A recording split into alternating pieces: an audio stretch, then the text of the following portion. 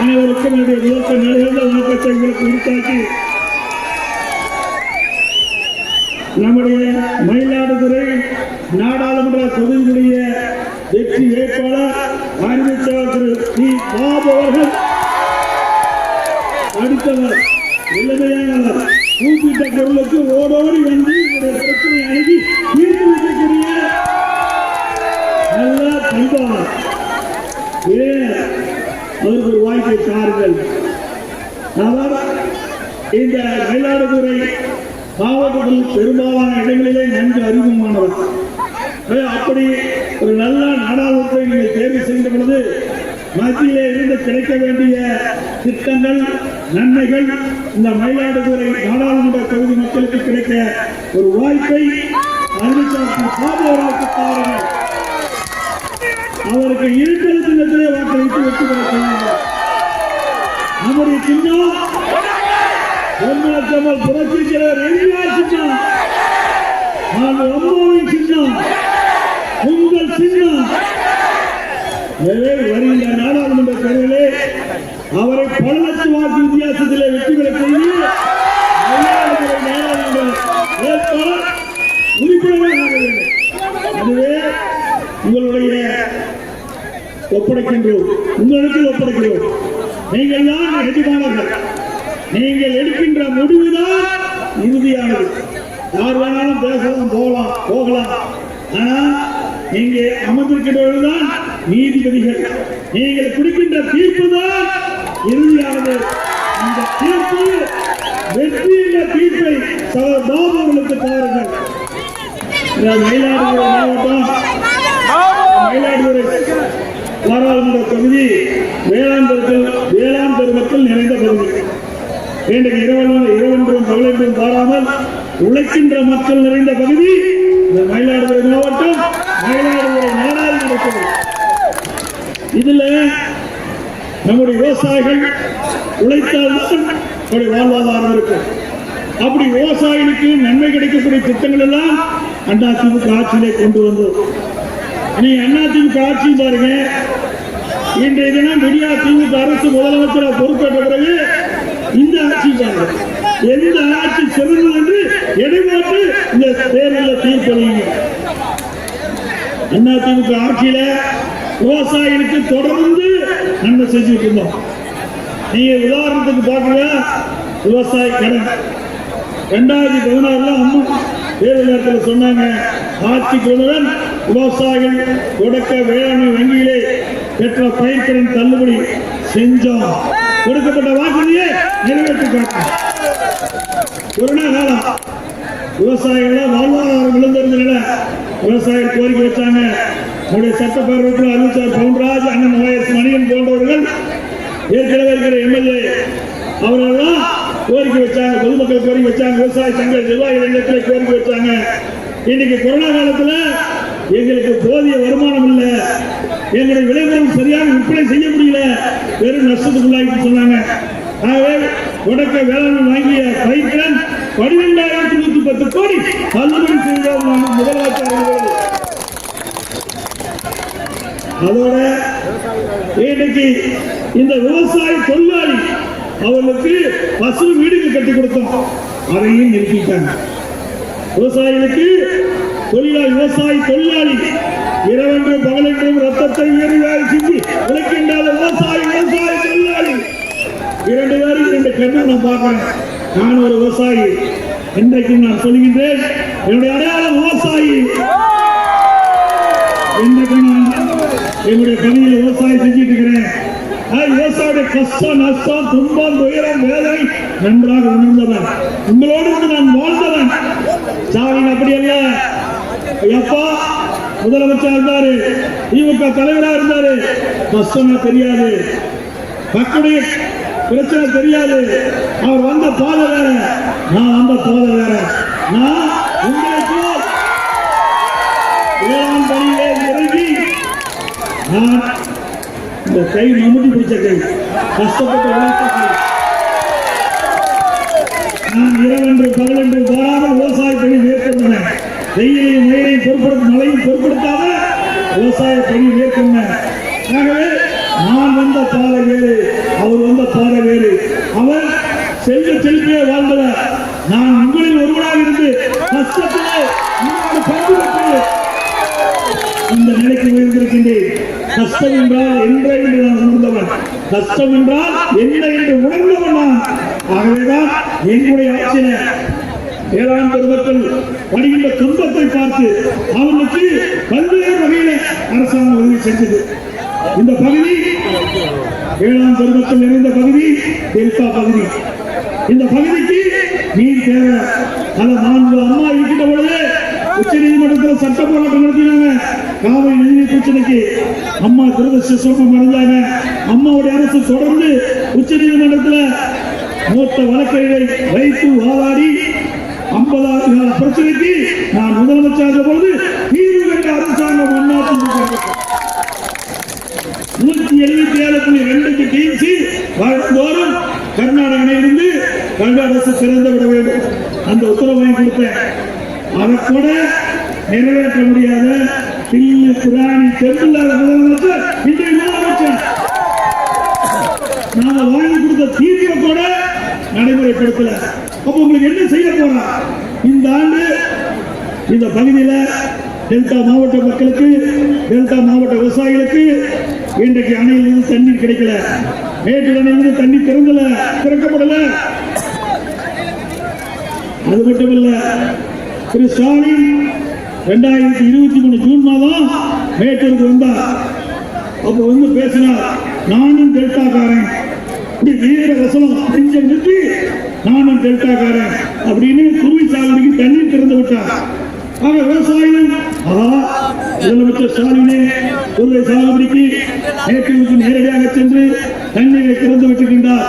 தடையில்லாமல் நமக்கு தண்ணீர் கிடைக்கும் என்று விவசாயிகள் நம்பி சுமார் 5 லட்சம் ஏக்கர் குருவை சாகுபடி செய்தார்கள் விவசாயிகள். ஆனா முழுமைய தண்ணி கிடைக்கல, இடையில தண்ணி பற்றாக்குறை.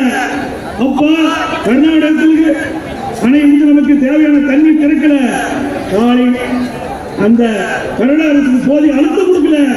அதனால நமக்கு தண்ணி முறையா வந்து சேரல. மாதந்தோறும் உச்ச நீதிமன்ற தீர்ப்புப்படி காவிரி அணையும் கூட்டம் கூட்டப்பட்டு ஒவ்வொரு மாதம் நமக்கு வழங்க வேண்டிய தண்ணீரை கர்நாடக அரசு கர்நாடகாவுக்கு வழங்க வேண்டும். அதை கூட முறையா வழங்குவதற்கு பெற்றுத் தருவதற்கு இல்லாத ஒரு முதலமைச்சர் இன்றைக்கு முதலமைச்சர். அது மட்டும் இல்லைங்க, விவசாயி பயிரிட்டாங்க குருவி சாகுபடி, கரெக்டா ஒரு 45 நாள் கழிச்சு தண்ணி கிடையாது. அந்த காலகட்டத்தில் ஒரு 10 டிசன் தண்ணி இருந்தா இந்த குருவி சாகுபடியை பாதுகாத்துக்கலாம். அப்ப கர்நாடகத்தில் இன்னைக்கு பெங்களூர்ல இந்தியா கூட்டணி மீட்டிங் நடக்குது. அந்த இந்தியா கூட்டணியில 26 கட்சிகள் அடங்கி இருக்குது. அந்த கூட்டத்தில் கலந்து கொண்ட ஸ்டாலின் போறார். அங்க கர்நாடகத்தினுடைய நீர்ப்பாசனத்துறை அமைச்சர் சிவகுமார் சால்வை இணைச்சு வரவேற்கிறார். அங்கிருக்கிற கர்நாடக முதலமைச்சர் சித்தராமையாவை பார்க்கிறார். ஒண்ணுமே பேசல. இங்க குருவி சாகுபடி செய்த விவசாயிகள் காய்ந்து போய் மன வருத்தத்தில் இருக்கிறாங்க. அங்க முதலமைச்சர் இந்தியா கூட்டணி கட்சியில போய் கலக்கிறார். கேட்கலாம், எங்களுக்கு கிடைக்க வேண்டிய தண்ணீர் வழங்கல. அட்லீஸ்ட் குறைந்தபட்சம் இந்த டெல்டாவில் குருவை சாகுபடி செய்த அந்த விவசாயிகள் அந்த பயிரெல்லாம் கருகிட்டு இருக்குது, அதற்காக தண்ணி திறந்து கேட்டீங்கன்னா தண்ணி திறந்து கொடுப்பாங்க. கேட்கல. இந்த மக்களை பற்றி கவலை இல்லை, இங்க இருக்கிற டெல்டா விவசாயிகளை பற்றி கவலை இல்லை, தமிழ்நாட்டு மக்களை பற்றி கவலை இல்லை. அவருக்கு வேண்டிய அதிகாரம், மத்தியில அரசு அதிகாரம். அதற்காக இந்திய கூட்டணியில போய் கலந்துக்கிட்டு அப்படியே விமானத்தில் வந்துட்டார். நான் ஸ்டேட்மெண்ட் விட்டேன், அறிக்கை விட்டேன். என்ன பேசுறார் ஸ்டாலின்? எனக்கு எப்படி தண்ணி வாங்கி தர தெரியும் என்று சொன்னார். வாங்கி தந்தார தண்ணி வந்துதா? வேண்டுமென்றே திட்டமிட்டு விவசாயிகளை வஞ்சிக்கின்ற வகையிலே நீங்க பெங்களூர் சென்று இந்திய கூட்டணியில அங்கு வைக்கிறீங்க, அதை பத்தி கவலை இல்லை. ஆனால் விவசாய படிக்கிற துன்பம் உங்களை நம்பி விவசாயி டெல்டாவுக்கு விவசாயி குருவி சாகுபடி செஞ்சிருக்காங்க. காஞ்சிக்கிட்டு இருக்குது, கருகிட்டு இருக்குது. அதை உணர்ந்து ஒரு 10 டின் தண்ணி கேட்டிருந்தா திறந்து விட்டிருந்தா மேட்டிலிருந்து தண்ணி வந்து இந்த டெல்டா பாசனம் இருக்கின்ற குருவி சாகுபடி பயிரை காப்பாற்றிருக்கலாம். அதை செய்ய தவறிட்டீங்களே. எங்களுக்கு ஓட்டு போட்டு என்ன பிரயோஜனம்? இந்திய கூட்டணி அமைச்சு என்ன பிரயோஜனம்? அவர்கள் ஆட்சிக்கு வந்து என்ன பிரயோஜனம்? சிந்திச்சு பாருங்க. ஒரு கஷ்டத்தில் இருக்கும் போது மக்களை வாழ வைக்கணும். அதுதான் உண்மையான அரசாங்கம். அவர்தான் உண்மையான முதலமைச்சர். இந்த முதலமைச்சர் மக்களுக்காக வாழவில்லை, வீட்டு மக்களுக்காக வாழ்கின்ற முதலமைச்சர் இன்றைய ஸ்டாலின். மக்களுக்காக வாழ்கின்ற முதலமைச்சராக இருந்தால் இந்திய கூட்டணிக்கு செல்கின்ற பொழுது எங்களுக்கு மேற்கொண்டு குருவி சாகுபடிக்கு தேவையான தண்ணீர் திறந்து விடுங்கள், அப்பொழுதுதான் இந்திய கூட்டணியிலே கலந்து கொள்வது என்று நீங்கள் கண்டிஷனை போட்டிருந்தா உடனே திறந்து விட்டுருப்பாங்க. அதே கெஜ்ரிவால் சொன்னார், நான் இந்தியா கூட்டணி அண்ணன் வைக்க வேண்டும் என்றால் எனக்கு நான் வைத்த கோரிக்கையை ஏற்றுக்கொள்ள வேண்டும் என்று சொல்லு. அதே போல ஒரு கோரிக்கை வச்சார், இந்திய கூட்டணி ஏற்றுக்கொண்டது. அவர் மனிதர். உங்களுக்கு அந்த தில் இருக்குதா? இல்லையே. மக்களை பற்றி அக்கறை இல்லையே. அக்கறையில்லா ஒரு முதலமைச்சர், ஒரு பொம்மை முதலமைச்சர், திறமையில்லாத முதலமைச்சர். ஆகவே அவரை நம்பி நீங்கள் வாக்களித்தால் ஆண்டவனான கூட தமிழ்நாட்டை காப்பாற்ற முடியும். இது எனக்காக சொல்லுங்க, நான் ஓட்டு வாங்குறதுக்காக சொல்ல, உண்மையிலேயே சொல்லுகிறேன். இந்த டெல்டா பாசன விவசாயிகள் நல்லபடியா வாழ வேண்டும், செல்வ செழிப்போடு வாழ வேண்டும்.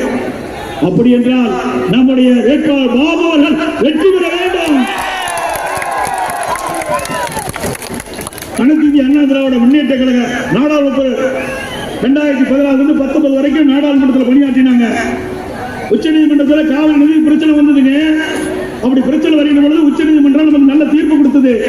அந்த தீர்ப்பை அமல்படுத்த பாரதிய ஜனதா ஆட்சி காலம் கடத்தியது. நாம் கூட்டணியில் அங்க வச்சோம், அதையெல்லாம் பொருட்படுத்தல.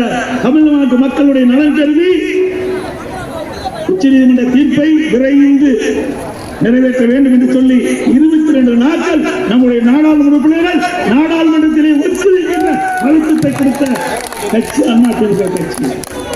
எங்களுக்கு தில்லு திராணி கருத்து இருந்தது. எங்களுக்கு ஓட்டு போட்ட மக்கள் தான் பெரிதாக கருதினோம். அவர்தான் எங்களுக்கு எஜமானர்கள், அவர்தான் எங்களுக்கு வாக்களிக்கிறார்கள். அவர்கள் ஒரு பாதிப்பு என்றால் எத்தகைய சூழ்நிலையில் அவர்களுக்காக எத்தனை தியாகம் நாங்கள் செய்வோம். அப்படி என்றுதான் 22 நாட்கள் நாடாளுமன்றத்தில் ஒத்திவைத்து மத்திய அரசு அழுத்தம் கொடுத்து உச்ச நீதிமன்றம் அளித்த தீர்ப்பின்படி காவிரி மேலாண்மை ஆணையம், காவிரி நீர் முறைப்படுத்த குழு ரெண்டையும் அமைச்சு கொடுத்தோம். அதன்படிதான் மாதந்தோறும் காவிரி மேலாண்மை ஆணையம் கூட்டம் கூட்டி நமக்கு தேவையான நீரை திறந்து விட்டு வந்தது. இதுதான் கொடுத்தோம். அன்பில 1/2/2024 அன்று காவிரி மேலாண்மை கூட்டம் நடத்துது. அப்போ மேகதாது அணை பிரச்சனை கொண்டு வந்தாங்க. அனைத்து இந்திய அண்ணா திராவிட முன்னேற்ற கழக அரசு இருக்கின்ற வரை மேகதாது அணை பிரச்சனை குறித்து அங்கே ஒவ்வொரு மாதமும் டெல்லியில் நடைபெற்ற காவிரி மேலாண்மை ஆணை கூட்டத்தில் கொண்டு வருவதற்கு தடை போட்டோம். கொண்டு வர முடியல. இந்த விடியா திமுக அரசு கையிலாக முதலமைச்சர் இன்றைய தினம் 1/2/2024 அன்று டெல்லியில் நடக்கின்ற காவிரி மேலாண்மை ஆணை கூட்டத்தில் அவர் கொண்டு வந்த தீர்மானத்தை அங்க இருக்கிற ஆணையத்துறை தலைவர் நிறைவேற்றி இன்றைக்கு மத்திய நீர்வளத்துறைக்கு அமைச்சிருக்கிறாங்க. சென்ட்ரல் போர்டு கமிஷன் அமைச்சிருக்கிறாங்க. என்ன ஆகுன்னு தெரியல. எதற்காக சொல்லி சொன்னால் இன்னைக்கு மக்கள் மீது அக்கறையில்லாத ஒரு முதலமைச்சர் தமிழ்நாட்டை ஆண்டு கொண்டிருக்கின்றார். மக்கள் எல்லாம் புரிந்து கொள்ள வேண்டும். இந்த நீர் இல்லை என்றால் இந்த மாவட்டம் பாலைவனமாகிவிடும், டெல்டா பாலைவனமாகிவிடும். அதே நேரத்தில் டெல்டாவில் நம்முடைய நிலம் பறிபோய்விடும் என்று அச்சத்தில் விவசாயிகள் இருந்தார்கள். மேடையில் இருக்கிறது அண்ணன் ஓஎஸ் மணிவரன், அறிவிச்சவர் பவுன்ராஜ் போன்றவங்க இங்கே இருக்கின்ற முன்னாள் எம்எல்ஏக்கள்லாம் இப்போ எம்எல்ஏ இருந்தாங்க, அமைச்சராக இருந்தாங்க. பல இடத்துல கோரிக்கை வச்சாங்க, விவசாய சங்கத்தெல்லாம் கோரிக்கை வச்சாங்க. மத்திய அரசு இங்கே பல்வேறு தொழிற்சாலைகள், எண்ணெய் நிறுவனங்கள் இந்த டெல்டா மாவட்டத்தில் இருக்கின்ற நிலங்கள் எல்லாம் கையகப்படுத்துவதாக இருக்கின்றது. அதை தடுத்து நிறுத்த வேண்டும் என்று என்னிடத்திலே கோரிக்கை வைத்தார்கள். உடனடியாக சம்பந்தப்பட்ட அதிகாரி சட்டவர்கள் அழைத்து பேசி இதற்கு ஒரு தீர்வு காண்பதற்காக அம்மாவுடைய அரசு வேகமாக துரிதமாக செய்யப்பட்டு பாதுகாக்கப்பட்ட வேளாண் மண்டலத்தை நாங்கள் கொடுத்தோம். பாதுகாக்கப்பட்ட வேளாண் மண்டலம் சட்டத்தை அமல்படுத்தி நிறைவேற்றினோம். விவசாயிகள் அச்சமில்லாமல் வாழலாம். இதே விடியா திமுக அரசு இன்றைய முதலமைச்சர் அன்றைய தினம் அமைச்சராக இருந்தார்.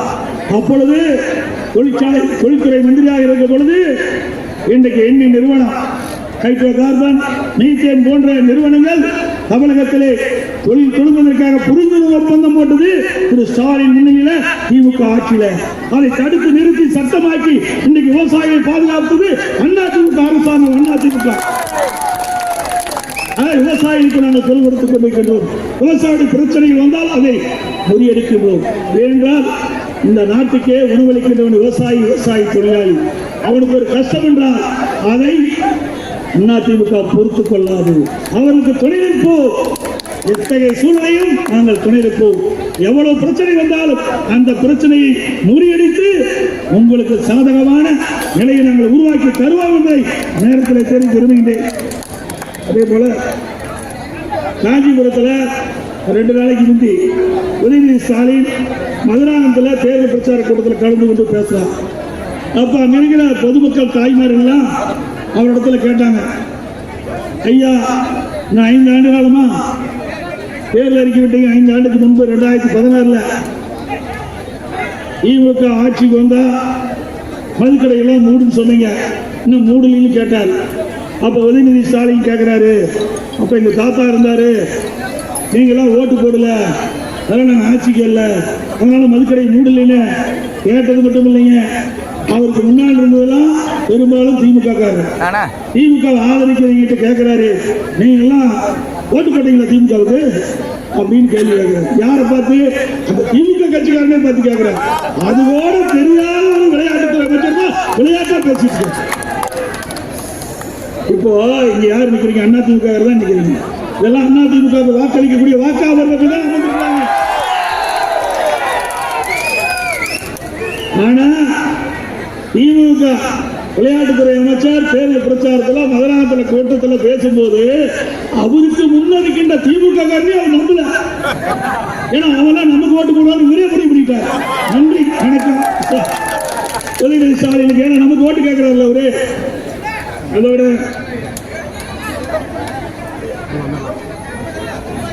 எங்க பார்த்தாலும் ஸ்டாலின் பேசுறாரு. எல்லா பத்திரிகையிலும் விளம்பரம். இந்தியாவை காக்க ஸ்டாலின் அழைக்கிறார். இந்தியாவை காக்க ஸ்டாலின் கேட்கிறார். ஏப்பா 2021 ஓட்டு போட்டு உன்னை தேர்ந்தெடுத்து 3 ஆண்டு காலத்துல தமிழ்நாடை குட்டிச்சவராக்கிட்டேன். மக்கள் கொதிச்சு போய் இன்னைக்கு இருக்கிறாங்க. நீ இந்தியாவை காக்க மக்கள் அழைக்கிறாங்க, இந்தியாவை காக்க ஸ்டாலின் அழைக்கிறார். எல்லா விளம்பரத்திலையும் இத கிராமத்தில் சொல்லுவாங்க. கூரை ஏறி கோழி பிடிக்க தெரியாதவன், கூரை ஏறி கோழி பிடிக்க தெரியாதவன் வானம் கிழித்து வைகுந்தம் கதையா இருக்கு. கதையா இருக்கு. கூரை ஏறி கோழி பிடிக்க தெரியாதவன் வானத்தை கிழித்து வைகுந்தம் போன கதையா ஸ்டாலின் கதை இருக்குது. இங்கேயே நீ தமிழ்நாட்டை காக்க முடியல, நீ போய் இந்தியாவை காக்கிறாரா? 2016 இதே போலதான் ராகுல் காந்தி அமர வச்சுக்கிட்டு, சோனியா அமைச்சுக்கிட்டு அமர வச்சுக்கிட்டு அப்பா சென்னையில் பேசினார். அடுத்த பிரதமர் ராகுல் காந்தினார். ராசியான மனிதர் ஸ்டாலின். ஏற்கனவே காங்கிரஸ் எதிர்கட்சியா இருந்தது. 2016 அவர் பிரதமர் சொன்ன உடனே எதிர்கட்சி அந்தஸ்து போயிட்டு இப்ப இந்தியா கூட்டணி ஆட்சிக்கு வருகிறார். 26 பேர் ஒன்னா சேர்ந்து அமைச்சாங்க. அதுக்கு நிதிஷ்குமார் தான் முன்னிருந்தார். இவர் என்னைக்கு இந்தியா கூட்டணி ஆட்சி அனுப்புன்னு சொன்னாரோ அப்போவே நிதிஷ்குமார் பிடிக்கிட்டு போயிட்டார். முரண்பட்ட கருத்துள்ள கட்சிகள் எல்லாம் ஒன்றாக இருந்து எப்படி ஆட்சி அமைக்க முடியும்? முடியாது. அது மட்டும் இல்ல, கெஜ்ரிவால் ஒரு போக்கா இருக்கார்.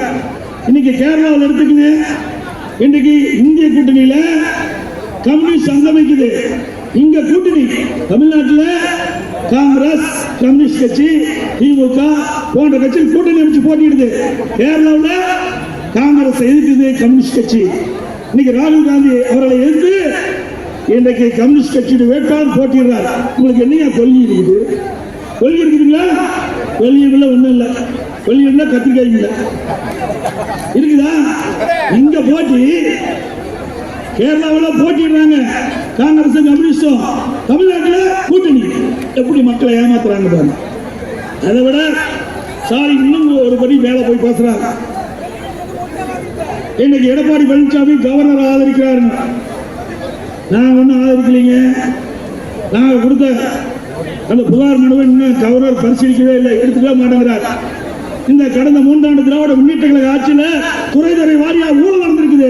அந்த ஊழல் பட்டியலிட்டு ஆதாரத்தோட மேல ஆளுநர் கொடுத்தோம். இதுவரைக்கும் ஆளுநர் நடவடிக்கை எடுக்கல. நாங்க கொடுத்த புகாரை விசாரிக்கப்பட்டிருந்தா, அவரை உத்தரவு போட்டு விசாரிச்சா நாடாளுமன்ற தேர்தலோட சட்டமன்ற தேர்தல் வந்திருக்கு. கவர்னர் எதிர்கட்சியில் இருந்தார் ஸ்டாலின். அப்ப எங்க மீது ஊழல் புகார்களை கொடுத்தீங்க. அப்ப கவர்னர் உங்களுக்கு நல்லவரா தெரிஞ்சது. இன்னைக்கு கவர்னர் உங்களுக்கு கெட்டவரா தெரியுது. ஏன்னா இவர் வைத்த கோரிக்கை அவர் நிறைவேற்றல, அதனால கெட்டவரா தெரியுது. இன்னைக்கு கவர்னர் தேவையில்லைங்கிறார். சரி, தேவையில்லைங்கிறீங்களா? 14 ஆண்டு காலம் மத்தியில் ஆட்சி அதிகாரத்தில் இருந்தது திமுக.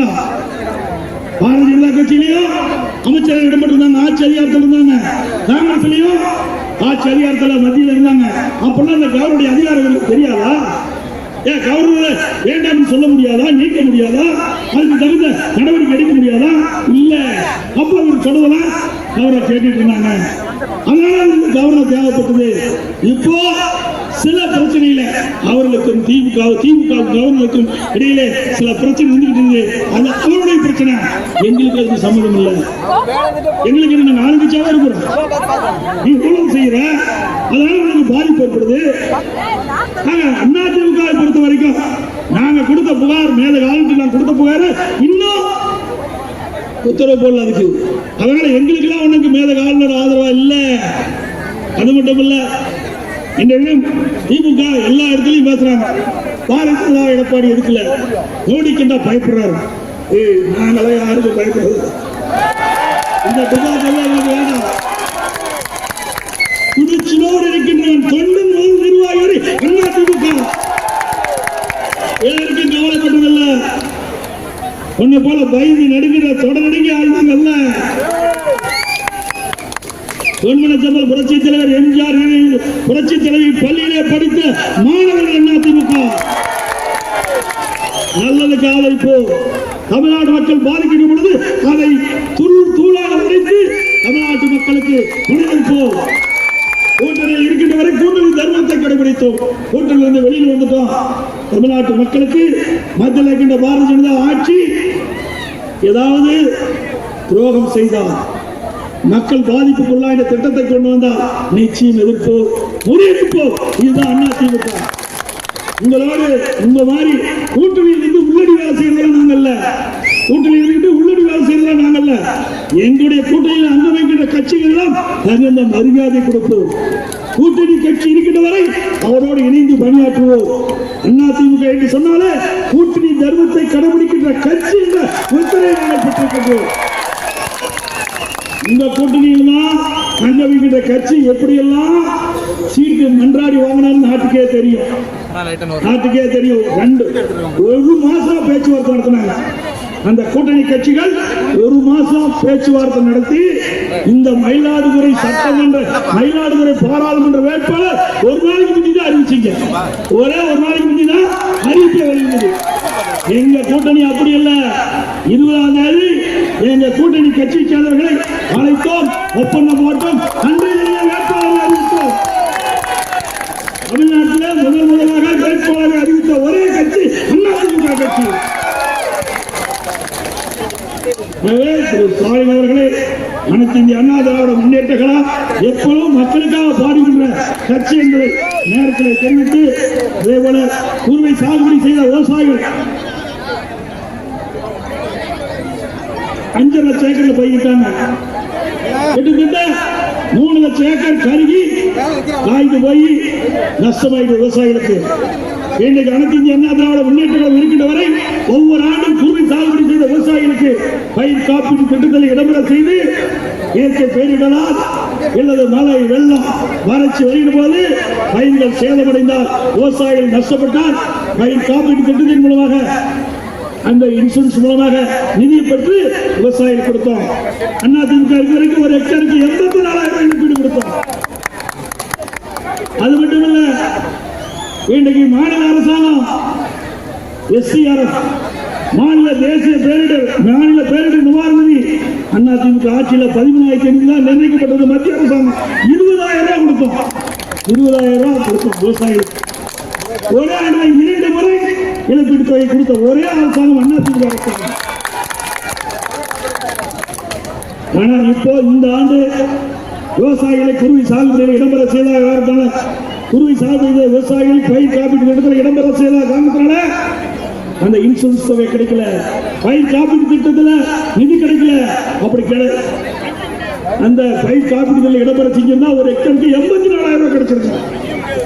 அது மத்திய அரசு தேசிய பேரிடர் நிவாரண நிதி 17,000 ரூபாய் ஒரு ஹெக்டருக்கு கொடுக்க வேண்டும் என்று உத்தரவு போட்டிருந்தது. ஆனால் இன்னைக்கு விடியா திமுக அரசு இன்றைக்கு விவசாயிகளை வஞ்சிக்கிற மாதிரி 17,000 இருக்காங்க. அதை நிர்ணயிக்கப்பட்ட தொகை கூட குறைச்சுதான் கொடுத்திருக்கிறாங்க. ஆக விவசாயிகளை வஞ்சிக்கின்ற அரசு திமுக அரசு என்பதை நேரத்தில் நினைவு கொள்ள வேண்டும். அது மட்டுமல்ல, இன்னைக்கு அனைத்து இந்திய அண்ணா திராவிட முன்னேற்ற கழக அரசு இருக்கின்ற பொழுது விவசாயி உற்பத்தி செய்யப்பட்ட நெல்லை உடனுக்குடன் நெல் கொள்முதல் நிலையத்தில் கொள்முதல் செய்து உடனுக்குடன் பண பட்டுவாடா செஞ்சோம். இன்றைக்கு விவசாயிகள் ஆன்லைனில் புக் போட்டு வந்துகிறான். பிறகு அந்த நெல்லை நம்முடைய விவசாயிகள் அரசு நேரடி கொள்முதல் நிலையத்தை கொண்டு போய் திறந்த விலையில் எடுக்கிற மலையில நலஞ்சி முளைச்சி தன்னுடைய உற்பத்தி செய்யப்பட்ட நல்ல கண் முன்னே நெல்மணிகள் முளைக்கின்ற பொழுது அந்த விவசாயிய மனம் எப்படி கஷ்டப்படும் உங்களுக்கு அதாவது தெரியுமா? தெரியாது. விவசாயிகள் தானே தெரியும், ஸ்டாலினுக்கு தெரியாது. அனைத்து இந்திய அண்ணா திராவிட முன்னேற்ற கழகத்தை பொறுத்த வரைக்கும் விவசாயிகள் எப்பொழுதெல்லாம் பாதிக்கப்படுகிறார்களோ அப்பொழுதெல்லாம் விவசாயிக்கு கை கொடுக்கின்ற அரசாங்கம் அதிமுக அரசாங்கம். இன்றைக்கு எங்க பகுதியில் திரு ஸ்டாலின் நமக்கு திட்டத்தில் சுற்றுப்பயணம் அப்ப போய் அங்க இருக்கிற ஒரு தோட்டத்தில் உழவோட்ட போனார். அது கரும்பு காட்டுகளில் போகணும். கரும்புல வெட்டி காங்கிரீட் சாலை போட்டு 1 மீட்டருக்கு காங்கிரீட் போட்டு அதுல நடந்து போய் பேண்ட் ஷூ போட்டு நவீன விவசாயி நம்முடைய ஸ்டாலின். இதே நான் திருவாரூர் மாவட்டத்துக்கு வருகின்ற பொழுது அந்த இடையில நம்முடைய சகோதரிகள் தான் வயலில் பயிர் நட்டு இருந்தாங்க. அவர்களை சந்திச்சு அதிமுக அரசு எப்படி இருக்குது என்று கேட்க விசாரித்து போனேன். அப்போ நம்முடைய சகோதரிகள்லாம் பயிர் நட்டு இருக்கும்போது உங்களுக்கு பயிர் நட தெரியுமா? நான் வயலில் இறங்கி பயிர் நட்டு காட்டினேன். அதே போல இந்த விடியா திமுக முதலமைச்சர் காஞ்சிபுரம் மாவட்டத்துக்கு போனார். அங்க போய் இவரும் பயிர் நடல போலான்னு போய் வரப்புல போய் வலிக்கிட்டு விட்டார். யார் எந்த வேலை செய்யணுமோ அந்த வேலையை அவர் செய்தால் சரியா இருக்கும். அது மட்டும் இல்ல, இன்றைக்கு அனைத்து இந்திய அண்ணா திராவிட முன்னேற்ற கழக அரசு இருக்கின்ற பொழுது இந்த மயிலாடுதுறையில பல திட்டங்களை நாங்கள் நிறைவேற்றி தந்திருக்கிறோம்.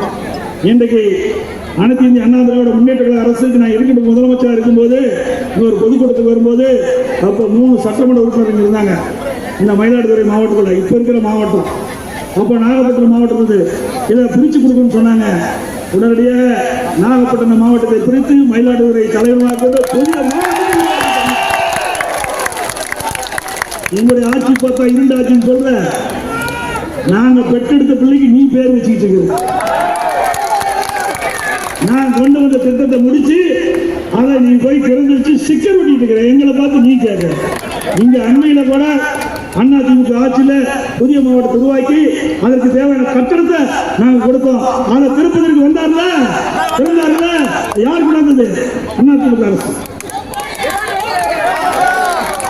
அதேபோல பூம்புகாரில் மீன்பிடி துறையும் மீன் இறங்குதலும் மீனவர் விலகில் பாதுகாப்பு கட்டிடம் 360 கோடி கொண்டு வந்தது அதிமுக. கரகம்பாடி மீன்பிடி துறையும் 120 கோடி மதிப்பில் கட்டி முடித்தது. அடுத்த கட்டமா 48 கோடி. நபார்டு திட்டத்தில் 36 பாலம் 100 கோடி. ஆளுநர் குமாரமங்கலம் கொள்ளிட ஆற்றின் குறுக்கே கதவுடன் கூடிய தடுப்பணை 450 கோடி. சீர்காழி தொகுதி தெற்கு ராஜ வாய்க்கால் 56 கோடி மதிப்பீடு அகலப்படுத்தப்படும். சீர்காழி தொகுதி ஈஆர்எம் திட்டத்தில் 200 கோடி மதிப்பில் பல்வேறு பணிகள் நடைபெற்று வருகிறது. மயிலாடுதுறை சட்டமன்ற தொகுதிக்குட்பட்ட மயிலாடுதுறை, சீர்காழி, பூம்புகார், திருவிடைமருதூர், கும்பகோணம், பாபநாசம் ஆகிய 6 சட்டமன்ற தொகுதி உள்ளடங்கிய இந்த பார்லிமெண்ட்ல பல கோடி மதிப்புள்ள தடுப்பணைகள், கலவணைகள், பாலங்கள், துண்டிவாய்கள் அத்தனையும் கொண்டு வந்து அதிமுக அரசாங்கம். நெடுஞ்சாலை தரம் உயர்த்தப்பட்டன. கடலில் உப்புகள் தடுக்க தடுப்பு சுவர் ரெகுலேட்டர் அமைக்கப்பட்டன. ஏராளமான நீதிநீர்கள் தூர்வாரப்பட்ட நிலத்தடி நீர் உயர்த்தப்பட்டது. எல்லா விவசாயிகளும் பயன்பெறும் விதமாக பல ஆண்டுகளாக ஏரி குளம் குட்டை எல்லாம் தூர்வாரம் வந்தது. அனைத்து ஏரி குளங்கள் அனைத்தும் தூர்வாரி விவசாயிகளை பாதுகாத்த அரசாங்கம் மயிலாடுதுறை தொகுதி மணல்மேடு, சீர்காழி தொகுதி புத்தூர், பூம்புகார் தொகுதி குத்தாலம் ஆகிய இடங்களில் புதிய அரசு கலை மற்றும் அறிவியல் கல்வியை கொடுத்தது. ஏழை எளிய குடும்பத்திலே பிறந்த மாணவனை குறைந்த கட்டணத்திலே அரசு கல்லூரியை படித்து பட்டம் பெறக்கூடிய சூழ்நிலை உருவாக்கி தந்தது அதிமுக அரசு. அனைத்து துறையிலும் அரசு மருத்துவர்கள், ஆரம்ப சுகாதார நிலையங்கள், புதிய கட்டடங்கள், மருத்துவ உபகரணங்கள், சிடி ஸ்கேன் வசதி போன்ற பல கோடி ரூபாய் மதிப்பில் அதிமுக ஆட்சியில் தான் செயல்படுத்தப்பட்டது. சீர்காழி தொகுதி இடங்களில் 60 கோடி மதிப்பீட்டில் நெல் சேமிப்பு கிடங்கு, எருகூர் எம்ஆர்எம் நவீன அரிசி ஆலை 62 கோடி மதிப்பீட்டில் சைலா எனப்படும் சேமிப்பு நிலையம் கட்டி கொடுக்கப்பட்டது. சீர்காழி தொகுதி மணல்மேட்டங்குடி முதல் தாண்டவன்குளம் வரை ராஜ்யம் வாய்க்காலில் ரூபாய் 300 கோடியில இருபுறம் கரைகளை உயர்த்தி புதிய சட்டங்கள் அமைக்கப்பட்டது. நிறைய இருக்குதுங்க. ஸ்டாலின் சொல்றார் அதிமுக ஆட்சி இருந்தாச்சு, கண்ணுக்கு தெரியாது, கண்ணை முன்னா இருந்த மாதிரி தான் தெரியும். கண்ணை தெரிஞ்சதா அதிமுக ஆட்சியில் போனப்பட்ட திட்டம் நல்லா தெரியும். சீர்காழி தொகுதி கடலில் விற்பனை தடுக்க உப்பாட்டின் குறுக்க வெள்ளப்பள்ளம் கிராமத்தில் 33 கோடியில, திருநகரில் 32 கோடியில தடுப்பணை கட்டி கொடுக்கப்படும். அதே போல மயிலாடுதுறை மாவட்டம் பல இடங்களில் பல ஆண்டுகளுக்கு முன்பு அமைக்கப்பட்ட குழாய் மதகினால் மழை காலங்களிலும் மழைநீர் தேங்கி விவசாயிகளை பாதிப்பு இருப்பதற்கு அறிந்து குழாய்களை அகற்றிவிட்டு சுமார் 20 கோடி மதிப்பீட்டில் 109 வாய்க்கால்களில் காங்கிரீட் மதகுகள் கட்டப்பட்டது. நிறைய திட்டங்களை நாங்கள் நிறைவேற்றி தந்திருக்கிறோம். அனைத்து இந்திய அண்ணா திராவிட முன்னேற்ற அரசு விவசாயிகளுடைய அரசு என்பதை நேரத்தில் தெரிவித்து விரும்புகிறேன். அதே போல கஜா புயல் வந்தது. கஜா புயல் பல இடங்கள் பாதிக்கப்பட்டது. அந்த பாதிக்கப்பட்ட பகுதியில் சீர் செஞ்சதும் அதிமுக ஆட்சி என்பதை நேரத்தில் தெரிவித்து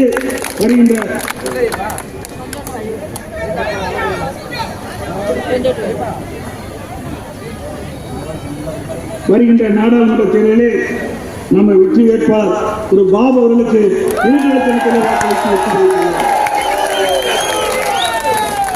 ஏன்னா நம்முடைய கோரிக்கையெல்லாம் மத்திய அரசுடைய திட்டங்களை மத்தியில் இருக்கிற பாராளுமன்றத்தில் அழுத்தம் கொடுக்கறதான் கிடைக்கும்.